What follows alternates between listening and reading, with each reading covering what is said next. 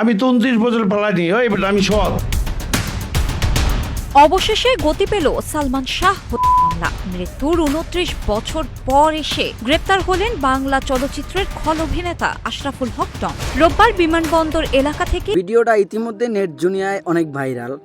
ভিডিওটা আপনারাও সবাই দেখছেন, আমিও দেখছি। তারপরও ভিডিওটা নিয়ে প্রতিবাদ না জানিয়ে পারলাম না, কারণ একজন মাই জানে সন্তান হারানোর বেদনা যন্ত্রণা কতটুকু হতে পারে। সেই মা 29 বছর যুদ্ধ করছে যারা এই অন্যায়টা করছে তাদের সাথে, তাদের মুখোশটা খুলে দেওয়ার জন্য। কিন্তু এই 29টা বছর তারা বাংলার মাটিতে হাওয়া লাগিয়ে ঘুরছে। কিন্তু দেখেন, মা কিন্তু পিছু ছাড়ে নাই।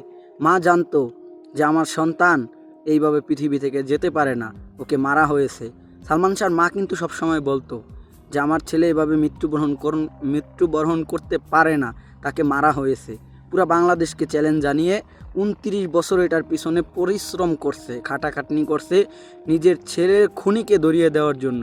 দেখেন, শেষমেশ কিন্তু সেই পাপের প্রায়শ্চিত্ত তাদেরকে করতেই হলো। 29 বছর পরে যায় কালকে এয়ারপোর্ট থেকে গ্রেপ্তার হয়েছে পালানোর সময় খলনায়ক ডন।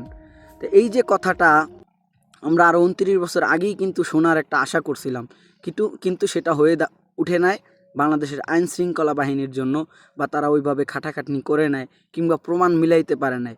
তাই হোক, সব মিলিয়ে আলহামদুলিল্লাহ যেটা নিষ্পত্তি হলো, বাংলার মানুষ যদি দেখতে পারে যে না 29 বছর পরেও সালমান শাহ হত্যা মামলার বিচারটা আমরা পেয়েছি, বাংলার মানুষ একটু স্বস্তি পাবে।